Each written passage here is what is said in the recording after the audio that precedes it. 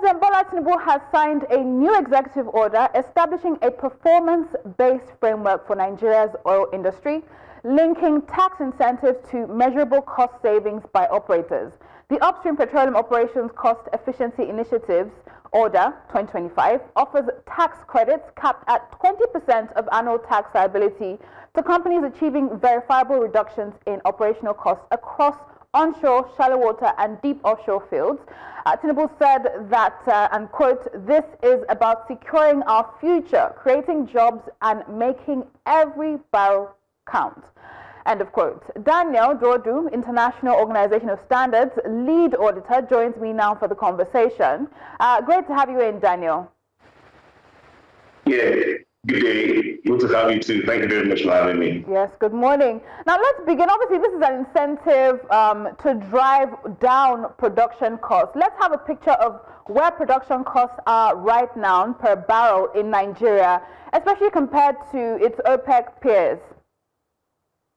Okay, if you want to check, before we start, let's find out what the cost of barrel is. First of all, in South Africa, in Saudi Arabia, we have $2 to 2 to 8 per dollar. In Iraq, we have 10 to 20 in Iraq. We also, in Iran, we have 10 to 15 in Iran. In the United States of America, as in United Emirates first, it's still 10 to 20. In Russia, you have about 15 to 25 for Russia. But in Nigeria, you have about 48 to 48.1 in Nigeria. So that's, I think the whole tax relief is trying to see how to reduce the what you call it, the costs per barrel to what the other people around the world are actually having. So I think I answered, I don't know if I answered the question. You have, and it's quite interesting to hear. We're talking about our peers, $15 to $25, and we are, what, $48. What is the driver of production costs within that sector in Nigeria? What is driving that cost and making it so expensive to produce?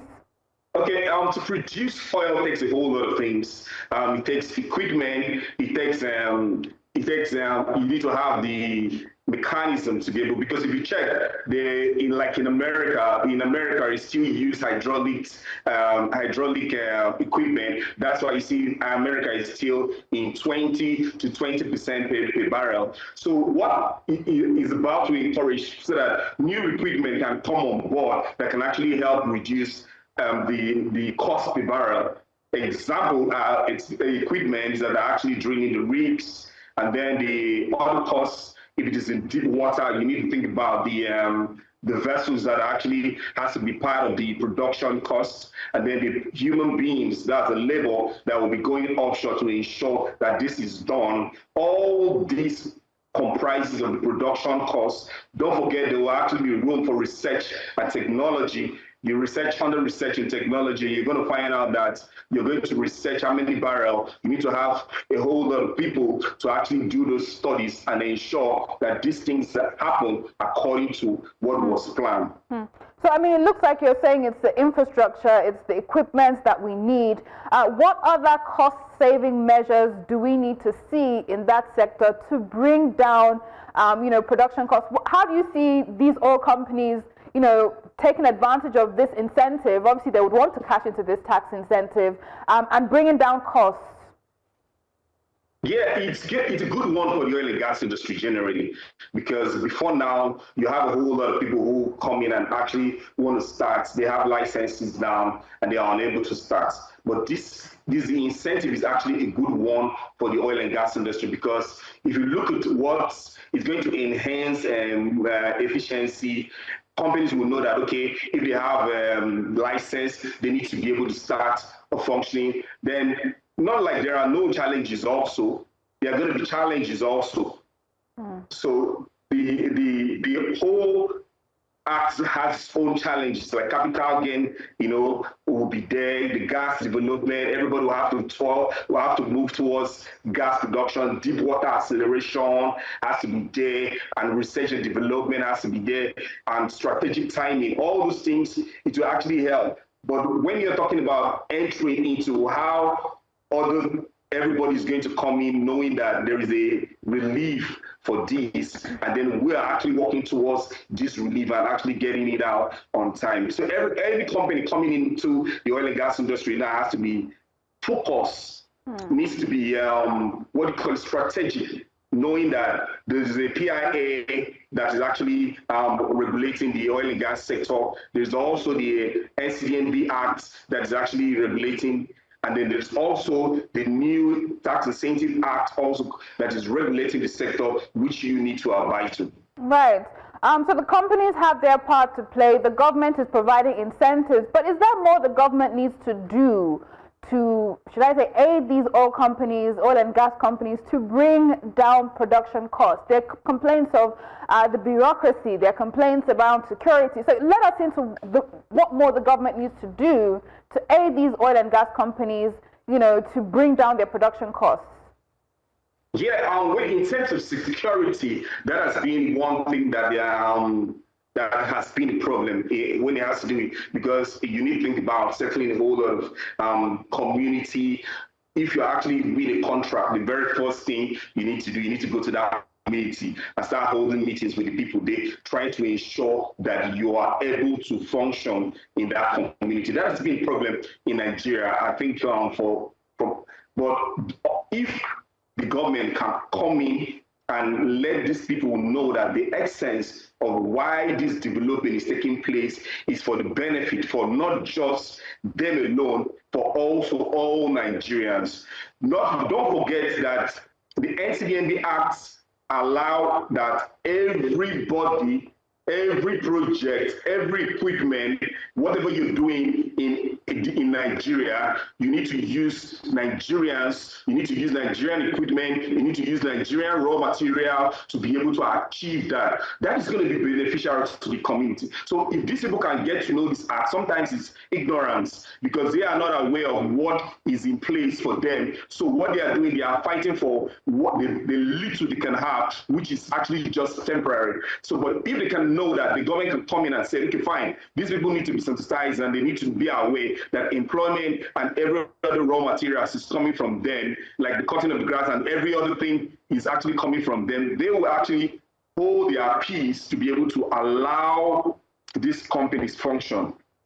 That's one way the government can come in. Also, which can actually security too, ensuring that these companies can actually function without anybody getting missing. Nobody's actually missing. Everybody, all the experts, if there are any on the project, are actually protected. So you don't need to spend a whole lot on security. You don't need to spend a whole lot on certain things that you don't need to, so that you can actually cut down on these costs.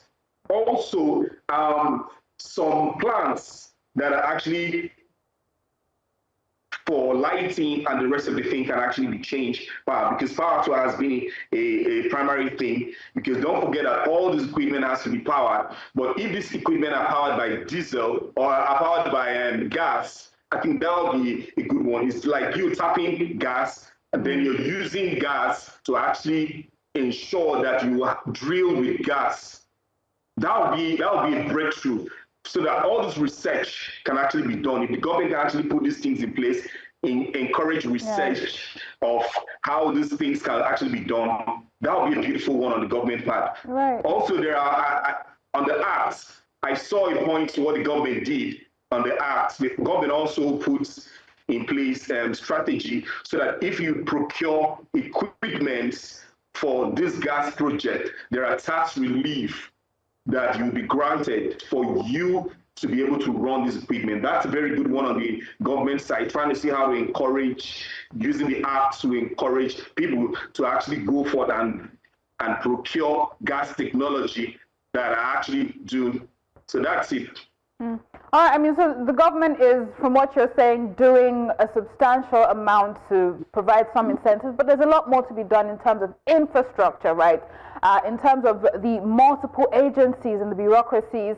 But coming now to, another aspect that, will perhaps raise concerns is the transparency and the accountability in this whole process. It's an incentive. How will the government ensure that there's transparency and accountability in verifying the cost savings and awarding tax credits as well? Yeah, that's one of the key problems this act is going to cause. First of all, because how are you going to? What's a verifiable mechanism? How are you going to verify this? So what are you going to benchmark this with? So for the regulators need to just, for example, for the very first one, which is what do you call it, the regulators, first of all, need to form another committee, provide feedbacks, and provide everything that will help, like an auditing body that will be able to audit this very well, to be able to give the answers when it has to do with verifiable mechanism. So that's the very first thing they need to do. They need to ensure that the regulatory oversight is actually top notch when it has to do with this. Then you need to structure your tasks to verify base pools and then achievement of specific cost reduction threshold, evidence into productive assets, compliance with environment and labor, annual audit approval process before credit apply. All this has to be put in place to ensure that you before you're granted or before this is being done, you can actually meet the task. I mean, it sounds like a lot of auditing needs to be done there. But we also hear that the NUPRC, the regulator, is going to be publishing an annual benchmark. Tell us more about that. Okay, it's like the benchmark, when you're thinking about annual benchmark, just like what the NUPRC did when they were about to do the bid. If you're very conversant with the oil and gas industry, you find out there was a publication for the bid round. So during the bid round, we already have a model law, which is the PIA, which regulates the oil and gas industry. But there were publications that were actually setting the guidelines to be able to show that if you are bidding, this is how you should approach. This is what you need to do. These are the portals you need to follow. So this benchmark too will be published because the law itself has has way to actually allow this benchmark. Example, if you check in the deep water, down the act, if you check on the deep water, it was silent about what needs to be done and the incentives that needs to be given there. So it actually gave power to the regulators that they should be the one to publish these incentives, to be able to know this guideline so that everybody will know exactly where they fall under. That's what they're trying to talk about. All right. I mean, we'll see how that goes, especially. But now we're coming to the impact on government revenues. We know that there have been efforts for fiscal consolidation. There are concerns around budget deficits, dripping, gas, oil prices, and so on and so forth. And now you want to, a tax incentive, right, for these oil and gas sector. How do you see this impacting government revenue, the current revenue situation and their revenue streams? Okay. The impact, the very first thing I'm thinking is going to happen is gaming. What do I mean gaming? There will be a whole lot of companies who is going to tailor their services towards these incentives. So that's like gaming. And if all the companies actually start doing this, there will be a very big reduction on government revenue. But with the cap set aside, it will be very, one of them is actually, if too much of this money is being spent, it's going to affect other sectors like the health sector, like the education sector. And in the short term, government revenues may dip, and you may find government revenue as in due to the credits. However, if this policy attracts new investment and provide production output, it could also expand tax bases, lead to generation long-term revenue through volume gains. The volume gain we're talking about, if you're talking about volume gains, that's the barrels actually produced daily. So you're going to have a whole lot of barrels because the essence of this is actually to encourage production day by day production, and then also ensure that you cut costs. You cut the cost per barrel. Now, so it must be a win-win for both parties, both the government and then the individual. How is it going to profit the government?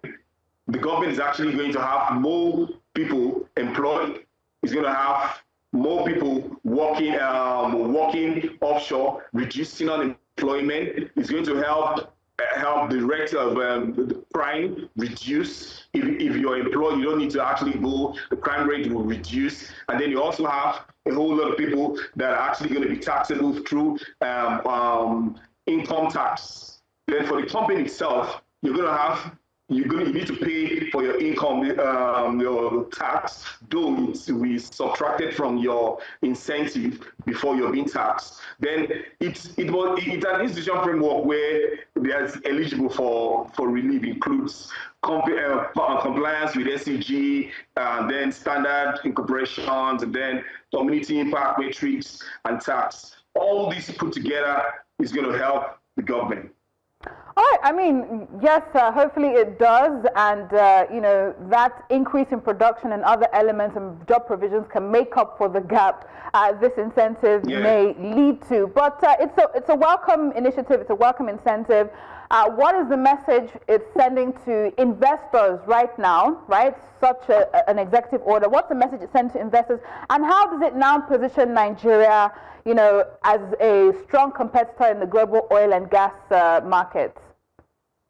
Okay, one of the things is going to help if you're coming in to invest in Nigeria. First of all, you're guided by the PIA.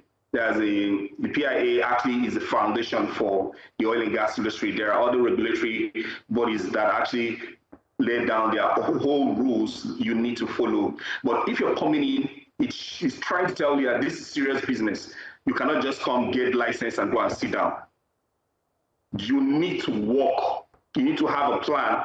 You need to make sure that you work, ensure that the technology you're using are actually technology that will help reduce the barrel per head, that's the cost of production per barrel. You need to ensure that this happens. So anybody coming into the oil and gas industry now has to think about technology to use to be able to drill, and then has to think about reduction of costs to be able to ensure have the best human powers, as in the people. You need to think about training to ensure that you actually meet all, and you need to also think about the regulatory framework.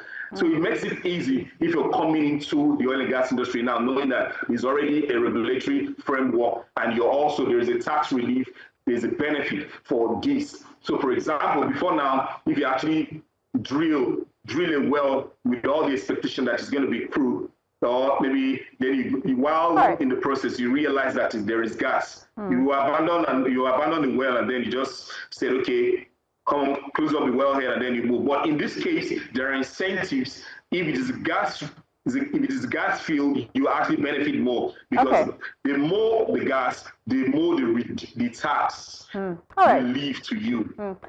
So the more the gas, the more the tax relief to you, and the lower the hydrocarbon, then the lower the tax relief. So they tailor the act in such a way that you were encouraged to actually go forward, despite the fact that you're going to see gas pay. So Nigeria, it's going to open the head. It's going to open the head of a whole lot of Nigerians, because everybody was not thinking about gas now. You have to start thinking about gas generators, gas this. So you open up room for research and development, trying to see how to get gas. So many opportunities there. So many opportunities there, Daniel. Unfortunately, our time is fast spent. But obviously, the message here is Nigeria means business, especially with its oil and gas sector. Thank you for joining us, Daniel Duodu. Thank you very much.